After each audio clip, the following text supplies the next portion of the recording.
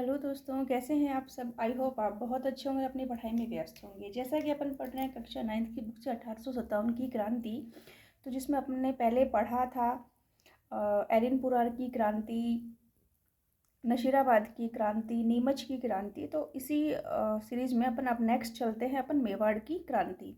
तो मेवाड़ में जो क्रांति की गूंज हुई थी उसके बारे में आज अपन पढ़ते हैं। चलो, मेवाड़ में क्रांति की गूंज। इस समय मेवाड़ की जनता में भी अंग्रेजों के विरुद्ध काफ़ी रोष था।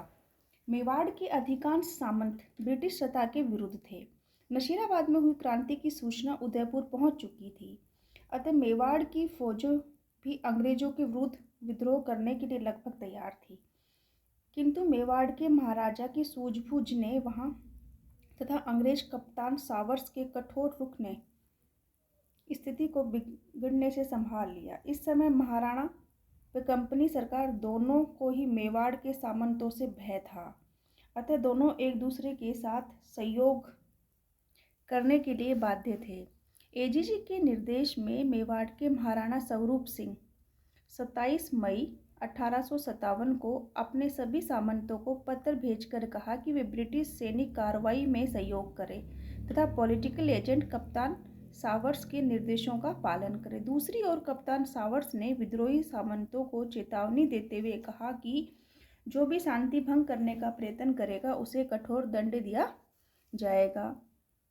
यहाँ तक कि स्वयंवर के रावत केसरी सिंह ने जब मेवाड़ के महाराणा के अधिकार पत्र को चुनौती देते हुए कहा कि यदि 8 दिन में उसकी परंपरागत अधिकारों की मांग को स्वीकार नहीं किया गया तो वह चित्तौड़ की गद्दी पर महाराणा के किसी भी प्रतिद्वंदी को बैठा देगा।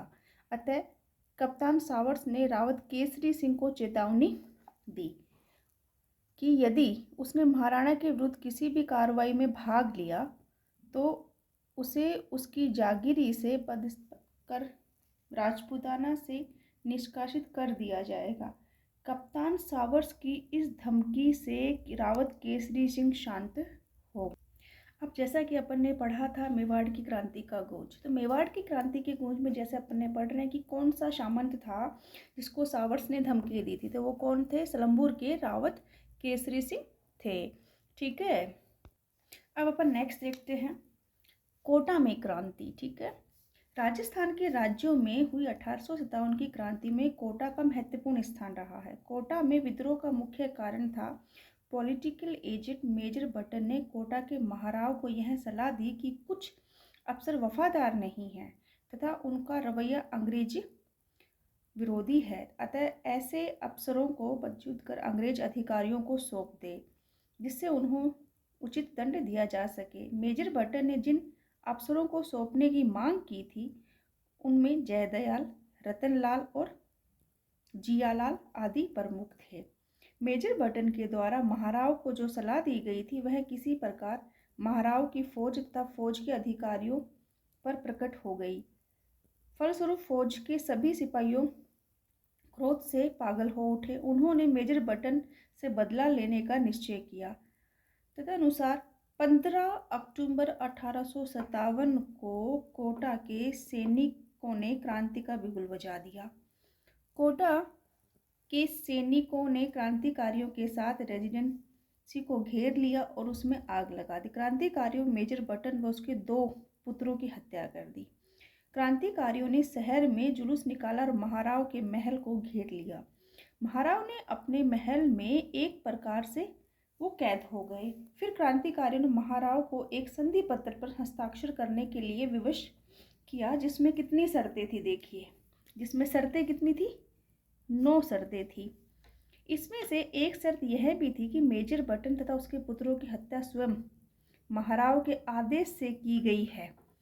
ठीक है, वो शर्त क्या थी? देखो, महाराव को क्रांतिकारियों की इच्छा अनुसार व्यवहार करने के लिए जब तक विवश होना पड़ा तब तक करौली के सैनिक, कौन थे? करौली का सैनिक की सहायता प्राप्त हो गई। और करौली के शासक उस वक्त कौन थे? मदन पाल सिंह। अब देखिए, नेक्स्ट देखिए, क्रांतिकारियों का कोटा शहर पर लगभग कितने माह तक राज रहा? 6 माह तक अधिकार रहा। उन्होंने सरकारी गोदामों, बंगलों, दुकानों, अस्त्र शस्त्र के भंडारों आदि को लूटा और उसमें आग लगा दी। उन्होंने जिले के विभिन्न कोषागारों को लूटा। ऐसा लगता है कि क्रांतिकारियों को कोटा रियासत के अधिकांश अधिकारियों का समर्थन था और सहयोग प्राप्त हो गया था। क्रांतिकारियों ने शहर में लूटपाट और अत्याचार कर नगर के लोगों में भीषण आतंक पैदा कर दिया था।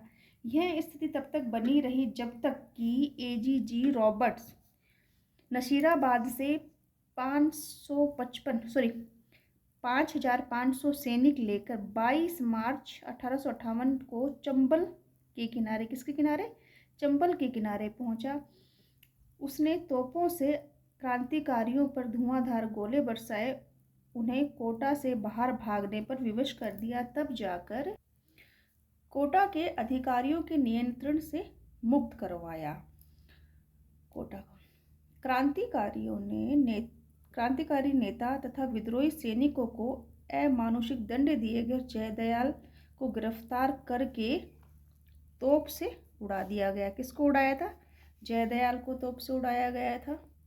अब देखिए, जैसा कि अपन ने पढ़ा कोटा में क्रांति, नसीराबाद की क्रांति, अलग अलग जगह अपन ने पढ़ी, तो ऐसा नहीं है कि बस वहीं पे क्रांति हुई थी। अन्य कई जगह पर जैसे आगरा, भरतपुर, मथुरा के आसपास भी काफ़ी क्रांतियाँ हुई थी। तो वो अपन अब देखते हैं। देखिए, अन्य राज्यों में क्रांति की गूंज देखिए। राजस्थान में 1857 की क्रांति के केवल मारवाड़, मेवाड़ और कोटा तक सीमित नहीं रही, अपितु इसकी गूंज राजस्थान के अन्य राज्यों में भी सुनाई दी। भरतपुर, जो आगरा व मथुरा के काफ़ी निकट है, क्रांति के समय अशांत रहा था। ठीक है। मथुरा में विद्रोह हो जाने के बाद भरतपुर शहर में उत्तेजना फैल गई। भरतपुर की सेना ने भी क्रांति का बिगुल बजा दिया। भरतपुर के महाराजा ने वहाँ के पॉलिटिकल एजेंट मेजर मॉरिसन, कौन था? मॉरिसन को भरतपुर छोड़कर जाने की सलाह दी, क्योंकि महाराजा को यह आशंका थी कि उसकी उपस्थिति से नीमच के क्रांतिकारी भरतपुर आक्रमण कर सकते हैं। महाराजा की सलाह पर मेजर मॉरिसन भरतपुर छोड़कर चला गया। क्रांति की अवधि में भरतपुर रियासत की स्थिति बड़ी विषम थी। क्रांतिकारी सैनिकों की अनेक टुकड़ियां भरतपुर की सीमा से होकर गुजरी। भरतपुर की गुजर व मेवाती जनता, कौन सी? गुजर, ये जो गुर्जर है ये गुजर है, ठीक है। और मेवाती जनता क्रांति में पीछे नहीं रही, उसने खुलकर क्रांति में भाग लिया।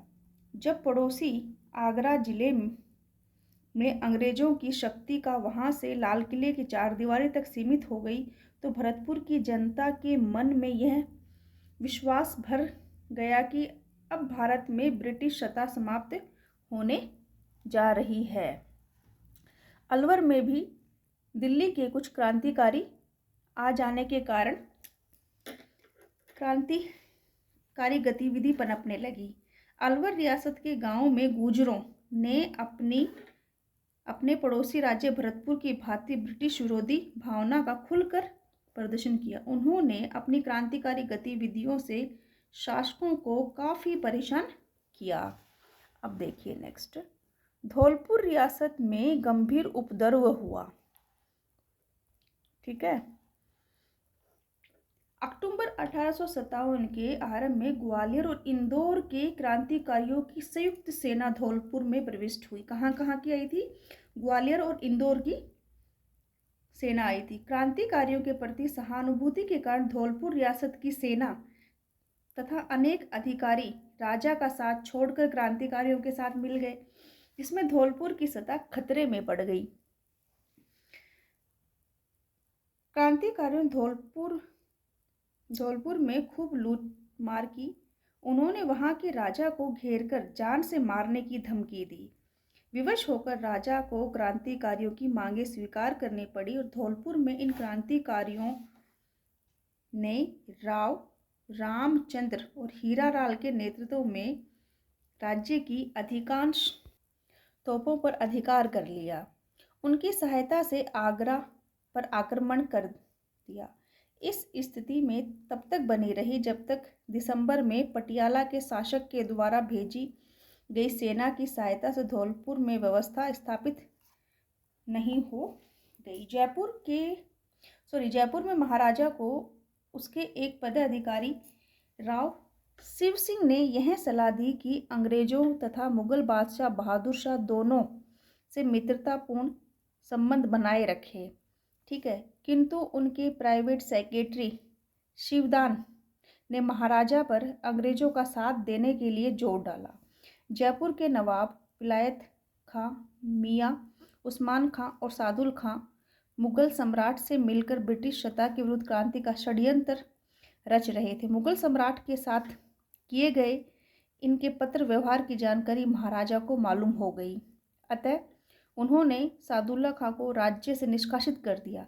शेष दोनों को बंदी बनाकर कारावास में डाल दिया। टोंक में भी नवाब की सेना ने मीर आलम खां के नेतृत्व में विद्रोह किया था। टोंक में किसने किया था? आलम खां के नेतृत्व में किया गया था विद्रोह। टोंक का नवाब अंग्रेजों के साथ था। ठीक है, मगर नवाब की सेना ने नीमच के क्रांतिकारियों को टोंक आने के लिए आमंत्रित किया। उनकी सहायता से नवाब के किले को घेर लिया। नवाब ने सैनिकों को डराने धमकाने पर भरपूर प्रयास किया, किंतु वह सफल नहीं हो सका।